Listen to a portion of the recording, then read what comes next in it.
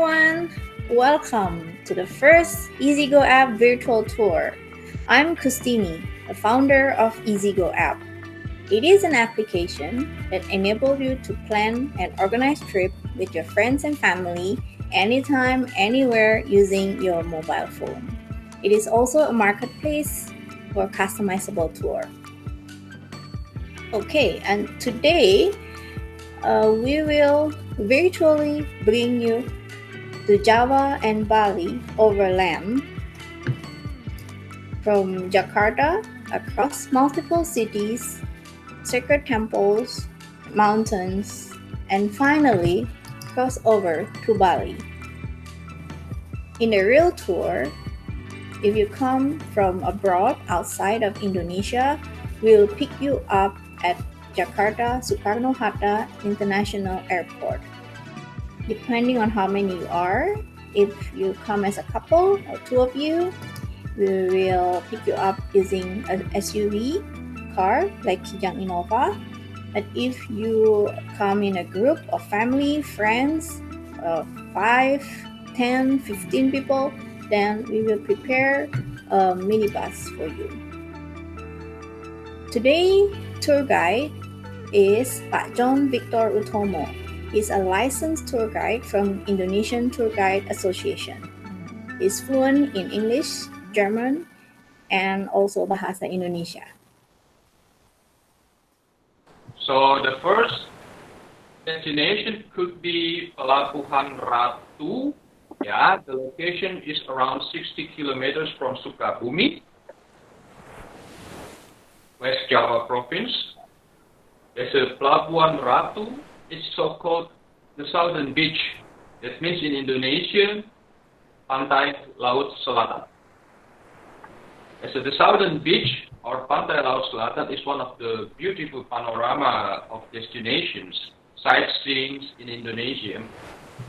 As a Pelabuhan Ratu Beach has a distinctive panoramic beauty, the combination of steep beaches, sloping beaches, steep corals, with a background of forest and mountain reserves and rivers whose fast flow can be used for rafting.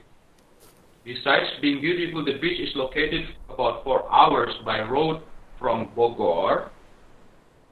So some travelers like to lie down on the beach and enjoy the sun bathing. Secondly, our hotels and guest houses are available near the beach, like Samudra Beach Hotel, and that is one of the most famous hotels in Pelabuhan Ratu. Can you describe the Samudra Beach Hotel? Yeah, thank you. That is the Samudra Beach Hotel, where the people are residing. So, one of the famous mythological things in Pelabuhan Ratu, called for centuries, is the goddess of the sea, Roro Kidul, the folklore which hailed from the Hindu kingdom of Pajajaran that existed from the 11th century until the 15th century. It is still a strong mythical animism belief of local people in West Java until today, where the beautiful goddess rules the sea. It is based on the local folklore or the oral tradition. Yeah, that is, the people have worshipped the goddess of the sea for centuries. Once we will directly depart to Bandung, and the capital of the West Java, and we will stay overnight there in Bandung. In the morning, we will arrive at the small city tour, and we will drive directly to Gedung Merdeka by car, so we can see the historical building of Asian African Conference, which took a historical place in 1955. So the purpose of the conference was to establish the freedom and the anti-colonial movement for the most Asian and African countries during the times. That is the Gedung Merdeka house in Bandung. So after a small city tour in Bandung, we will take our lunch and then we will move forward to Borobudur. The problem is that we have a traffic jam now. This is from Sukabumi to Bandung. It costs us 157 kilometers. That means we will drive from Sukabumi to Bandung for 4 hours, and from Bandung to Magelang, it costs us around 382 kilometers. That means we will spend our time on the highway around 6 hours 30 minutes from Bandung to Magelang, from West Java to East Java. So we will directly arrive at the hotel in Magelang from Bandung, and we will check in to the hotel. So tomorrow morning we will have a great tour. Namely, we will visit the largest Buddhist monument of the world. It's Borobudur. This monument of the world, Borobudur temple, was built at the end of 8th century and the early of 9th century by the Shailendra dynasty, who had ruled in Java under the Sriwijaya kingdom. During the time the Sriwijaya kingdom, that is the sea nations of Sumatra, they under the empire of Medang, the Hindu, Javanese, Medang Empire. So the Sriwijaya kingdom had defeated the Medang kingdom during the time. So the rules must be divided into 2 sections.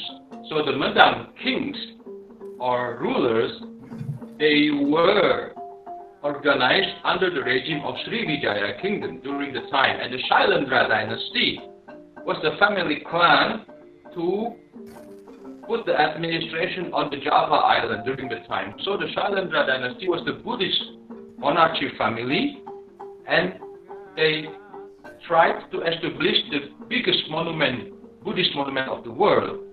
So the Borobudur was constructed by the Shailendra dynasty during the 8th and the early of 9th century.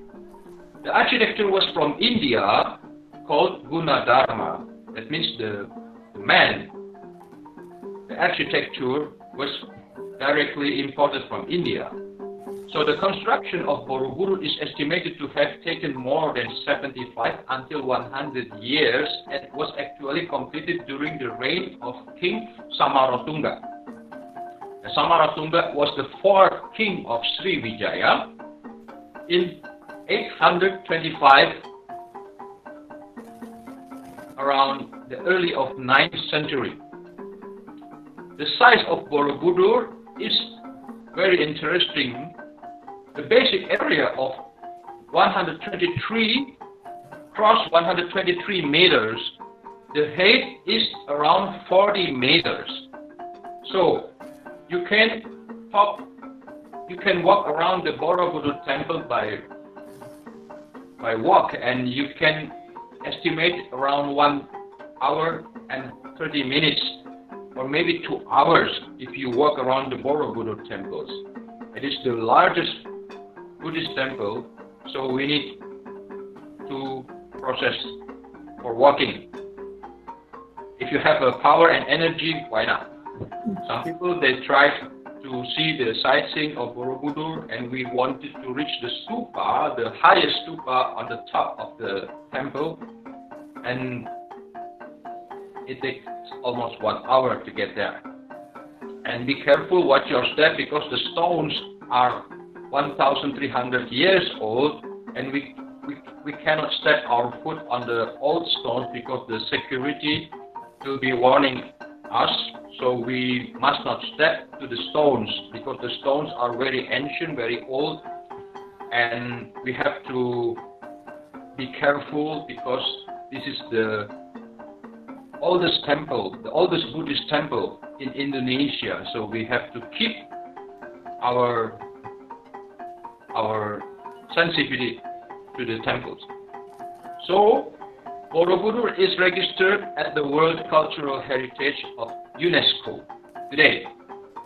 So after Borobudur, we will directly drive to Pawon. And Pawon is not a temple, but it is a small Buddhist shrine. The location of Pawon is between Mendut and Borobudur temples.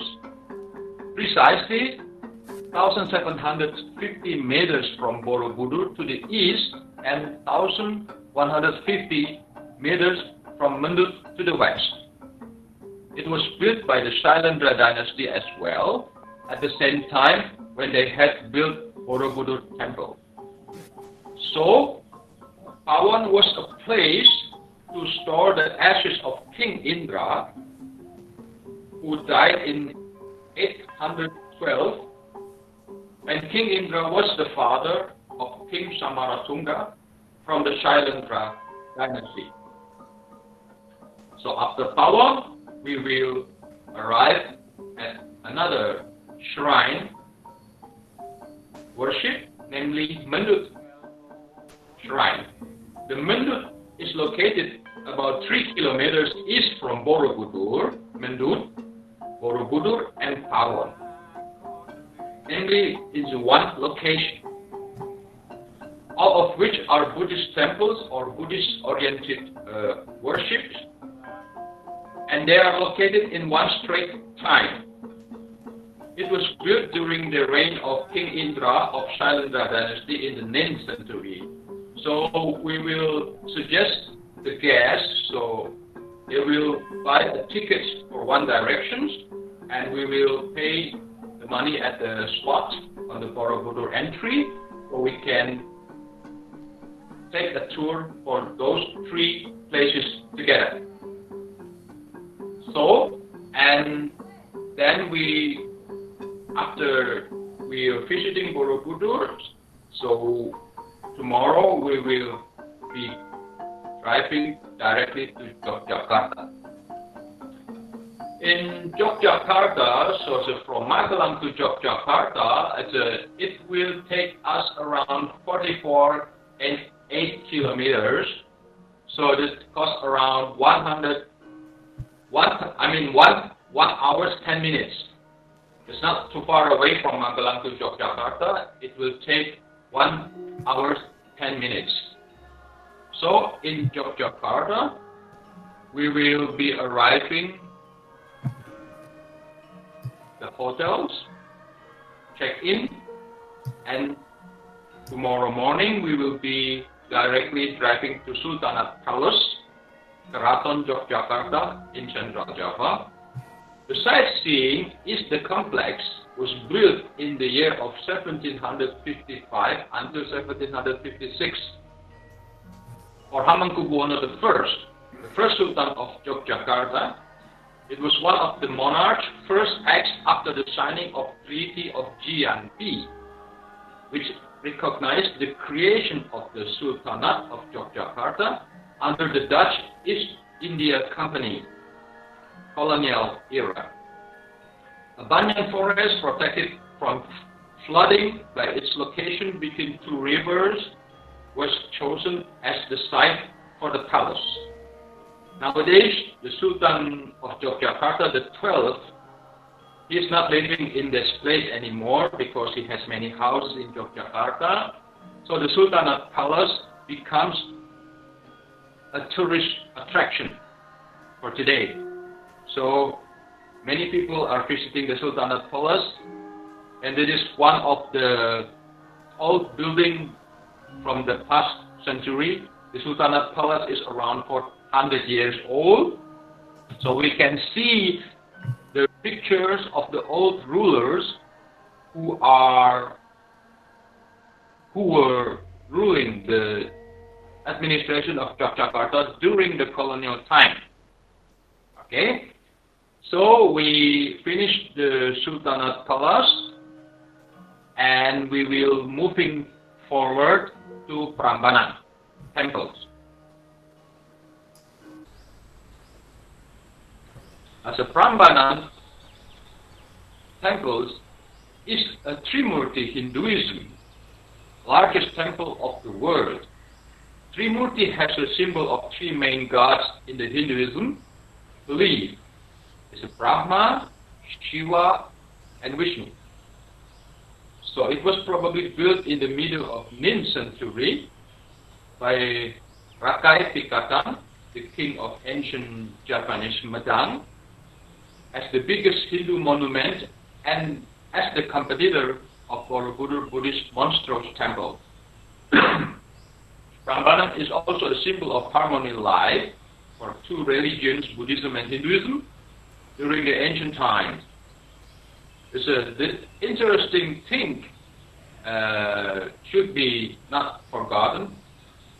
The consort of the wife of Rakai Pikatan was also a Buddhist believer, Pramowardhani, who married Rakai Pikatan, who was Hinduist believer.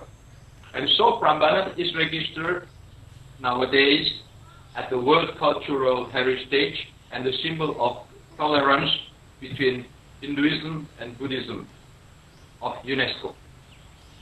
So, and during the time of Rakai Pikatan, the king of Medang, and he married a wife of Shailendra dynasty, who was a Buddhist believer, and he tried to create a harmony, peaceful living between the two believers, Hindu and Buddhist believers. So Prambanan and Borobudur, this is the two temples stood side by side in the central Java, and we can see the powerful and the charismatic pastimes, how the king wanted to create a peaceful society. Yeah. So we are moving forward to the southern axis of Prambanan as a Sewu temple. This Sewu temple is estimated to have built in the 8th century at the end of the reign of Rakai Panangkaran. This Rakai Panangkaran was the predecessor of Rakai Pikatan. And Rakai Panangkaran, who ruled from 746 until 784, was the famous king of the ancient Medang Hindu kingdom in Java. The temple complex was probably restored and expanded during the reign of Rakai Pikatan, the successor of Rakai Panangkaran. As Rakai Pikatan, as the grandson of Rakai Panangkaran, this is the prince of Sanjaya dynasty who wanted to enlarge the gate of Prambanan before. That is, the Sewu could be described as the following construction of Prambanan temple. Okay? After the Sanjaya dynasty came to power, its people continued to adhere to the previous religion. So the existence of Sewu temple, which has a Buddhist pattern, even though Sewu is a Hinduism worshipper, it has a Buddhist pattern side by side with the Prambanan temple, which has a Hindu pattern as well. And they showed up that since the ancient times in Java, Hindus and Buddhists have lived in peace. And there was no conflict between Hinduism and Buddhist believers. Yeah. Okay? So we are leaving this Sewu temple. Now we finally arrive at the Boko ancient palace. The sightseeing, the ancient palace displays the attributes as a place of activity or a settlement site. Ratu Boko is thought to have been built in the 8th century during the Shailendra Rakai Panangkaran as the king of the Medang kingdom. Judging from the pattern of the laying the remains of the building. It's strongly suspected that this site is a former Keraton Royal Palace, and Boko is around circa 3 kilometers far away from the Prambanan temple. So we will suggest to the guests so we can buy one direction tickets from Prambanan to Boko. So we will have two wonderful destinations altogether. Today you will see only the ruins in Boko Palace that still remain, because the old palace had gone centuries ago. So that means the palace is only the ruins today. Also, now we are moving to Malang from Yogyakarta after Boko. So the Yogyakarta to Malang journey, it will take a trip for 393 kilometers. So we will catch Malang around 5 minutes through the highway. So it is a long journey, and we will suggest to the guests, to the travelers, so they have had enough lunch.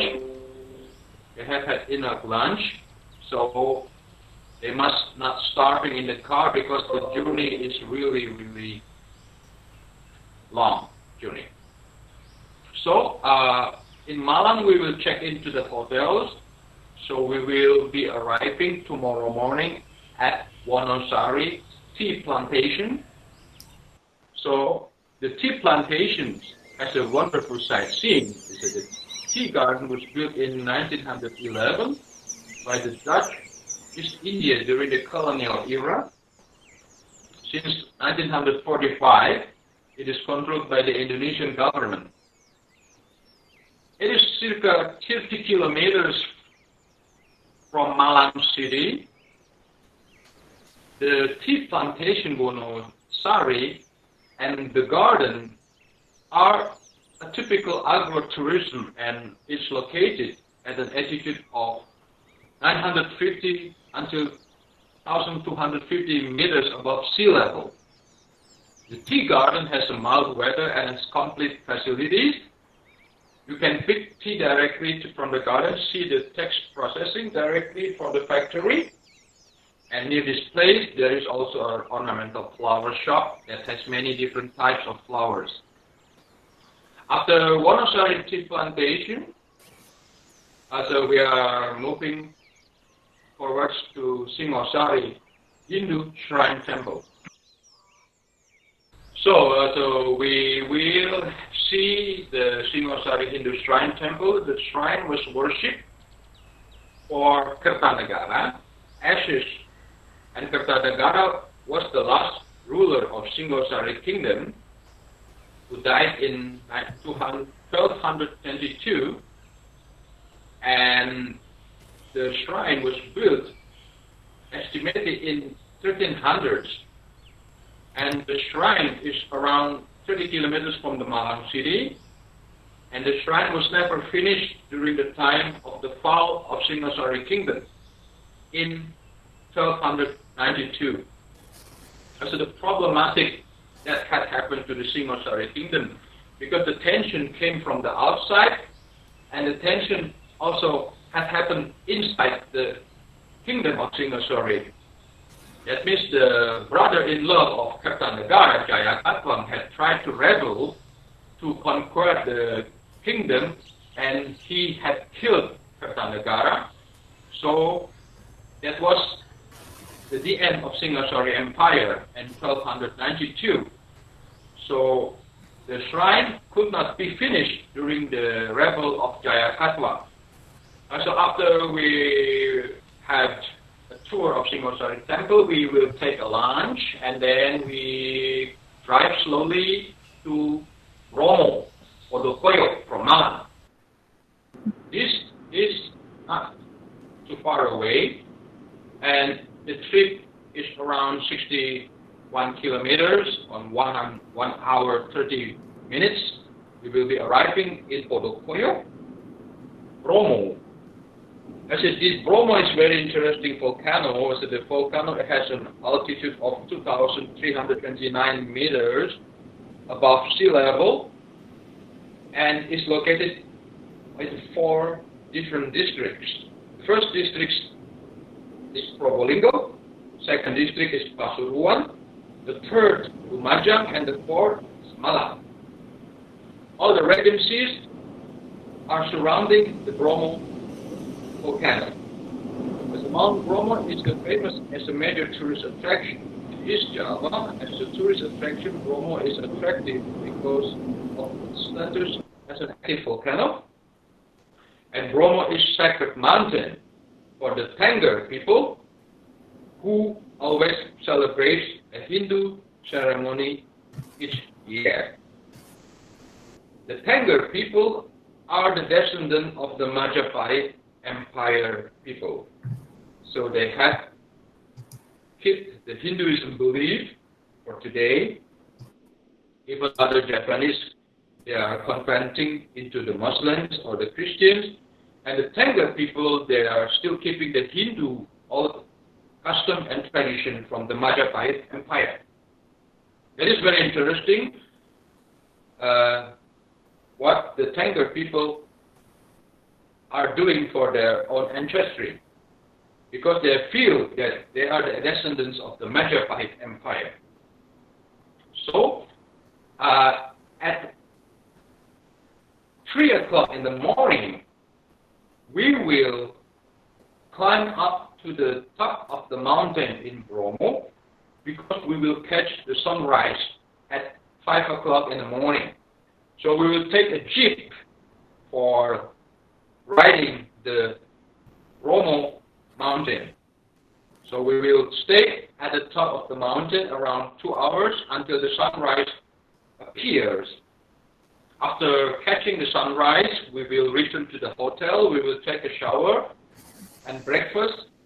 At 9:30 in the morning, we will be in our car, so we will drive directly to Ijen Volcano in Banyuwangi. So the trip from Bromo to Banyuwangi, Ijen, will take around 222 kilometers. So it's the longest trip in the Japanese tour, and it costs us 6 hours. 6 hours to catch the Ijen. And in Ijen, we have 1 day break. That means tomorrow afternoon we don't have any activities. So the guests are tired, people are getting tired, the driver are tired, and the guide is tired as well. So we need a rest for the afternoon. That means tomorrow there's no activity. For some people who are interested to catch the blue fire in Ijen Volcano, we will ride to the top of the volcano at 1 o'clock after midnight. For the others who wanted to stay in the hotels because they are tired and they can continue to sleep. And this is the blue fire catching is only the optional suggestion for our guests, because we climb up to the top of the Ijen Volcano at 1 o'clock, and the blue fire will appear slowly at 2 o'clock early morning. Until 5:30, the blue fire will be disappeared smaller and smaller because of the sunrise. The sunrise appeared and the blue fire is getting smaller. That means we will have to catch the blue fire in the middle of the night, after midnight, I mean. So it is a very, very exhausted journey to catch the Ijen, the top of the Ijen volcano. and we climb up around 60 minutes or 75 minutes, and we will walk down, and it costs us also 75 minutes as well. That means almost 2 hours from there and back. So, and that is the blue fire. Yeah, exactly. It is like a dragon who appeared, who came from the magma, from the bottom of the magma, and the dragon has a fire in the mouth. This is the blue fire. This is the most beautiful sightseeing on the Ijen Volcano. So we will not miss it. But we have to catch the blue fire in the middle of the night, unfortunately. So after the blue fire catching, so we will return to the hotels, we will take a breakfast, and we will take a shower, and in the afternoon, maybe short for the afternoon, around 11 o'clock, we will slowly drive to Ketapang Harbor to continue our trip with the ferry ship to Gili Manuk, Bali. Okay? Now we are describing the rest of the Bali destinations. Yeah, we move to Bali, Kustini. Yeah, I just showed the Ketapang ferry port in Banyuwangi first. Ketapang Harbor and then to Bali. Yeah, so we'll take the car, and together with the passenger, we'll go inside this big ferry. Yeah, that's right. And we'll reach Bali. So in Bali, we will be arriving in Alaya Ubud. Yeah. So the Alaya Hotel Ubud is our resort during our tour in Bali. That means we will not move from the hotel again. So we will stay at the Alaya Hotel Ubud in our trip, our Balinese trip, I mean. So the guests are tired from moving away from one hotel to another hotel, and it is better to stay in one hotel in Ubud. And so then the first destination in Bali is we will catch the Barong dance show in Sahadewa. And we will see a typical Balinese traditional dance. The Barong dance was based on the old tale of Japanese legend of Kediri Empire in the 11th century. Yeah, it is the tale of Chalonarang, the witch master who fought against the Buddhist priest Empu Barada. So that is the traditional dance in Bali, Barong dance. And after Barong dance, we will slowly moving forward to Alas Kedaton Monkey Park in Prambanan village. Yeah, this is the sightseeing of Alas Kedaton. In the monkeys that inhabit the forest area, the number of which around 2,000 until 2,500 monkeys. Therefore, when you enter the gate, you will be greeted by these monkeys. Some of the readers will ask, are the monkeys really tame or not? Don't be worried, because the monkeys here are very tame and they are familiar with the human existence.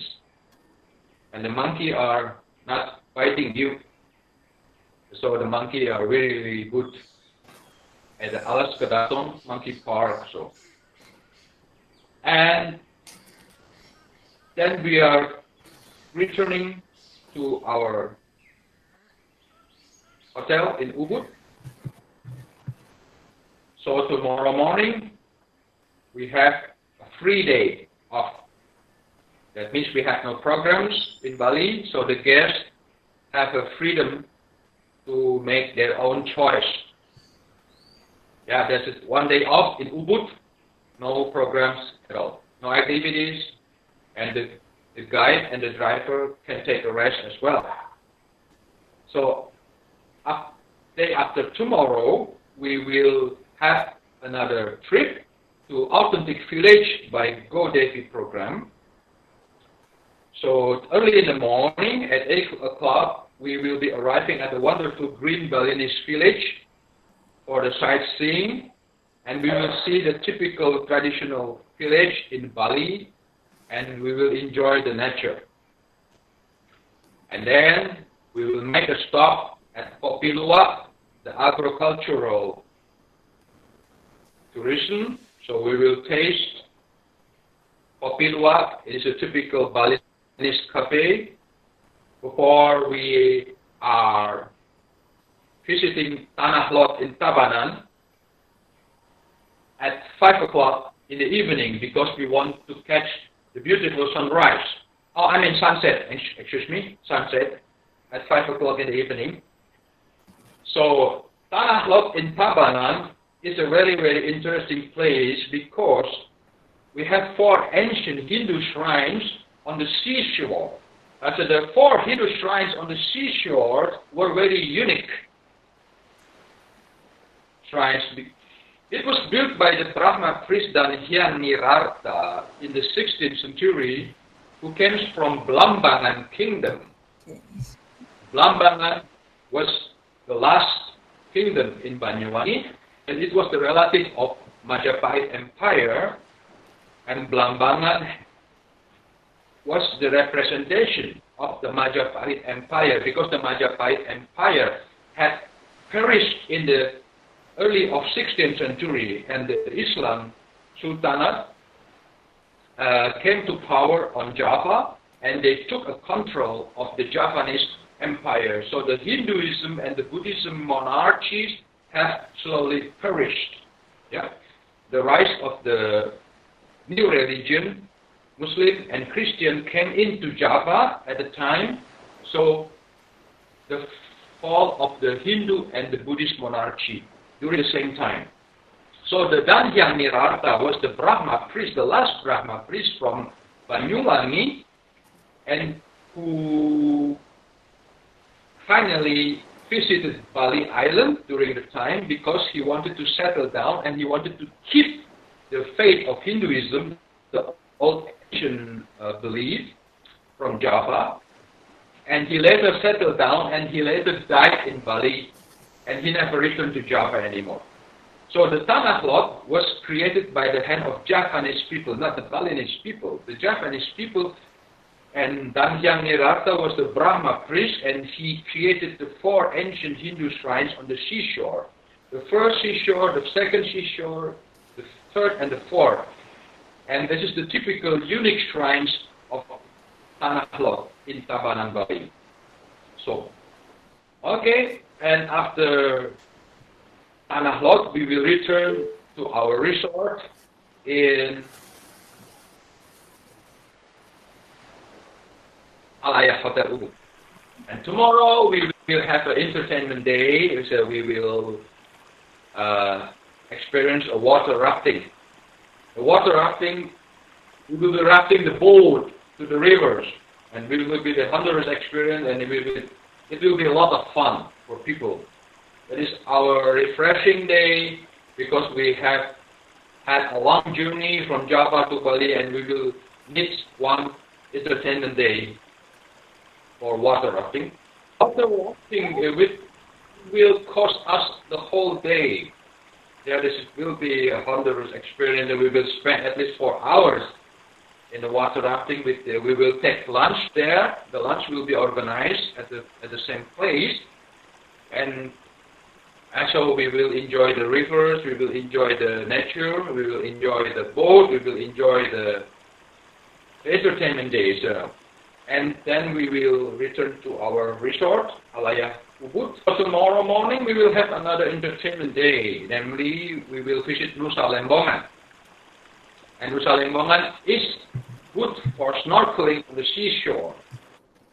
And all travelers are doing the same program. And Nusa Lembongan is a very, very wonderful beach in Bali, one of the most beautiful beaches in Bali. Bali has 7 beaches, and Nusa Lembongan is one of them. And the entertainment day for snorkeling on the seashore, and we will take a lunch there on the same time, at the same day, and we will be staying at Nusa Lembongan until 17:30 in the evening. So we will go back to our resort in Alaya Ubud after that. And tomorrow we will have 2 other optional trips, namely Garuda Wisnu Kencana or Uluwatu Cliff. The Uluwatu Cliff is very, very, very exciting cliff in Bali, and that will be the most adventurous trip. Absolutely. That is the hill of nature sightseeing. As you know, this is the shrine and the temple is on the top of the cliff, and it's around 600 meters from the bottom of the sea. You know, I mean from the sea level. Sorry, from the sea level, and you can see the 600 meters from the sea level, and the temple is on the top of the cliff. And we have at least 5,000 monkeys on the Uluwatu Cliff. And the most interesting thing you will find at Uluwatu Cliff is the catch-up dance. The catch-up dance will be organized at 18 o'clock in the evening. The catch-up dance is so-called the Hanuman dance. In the Hinduism Mahabharata epic. But Uluwatu Cliff, we have Uluwatu Cliff as our optional program for people who are still interested to catch the cliff in Bali. And that will be our last optional program in Bali. So tomorrow we will return to Ngurah Rai Airport, International Airport in Bali. And that will be the end of the virtual tour, Java and Bali. And the trip will take almost 14 days. That is 2 weeks, a long journey from Jakarta to Bali.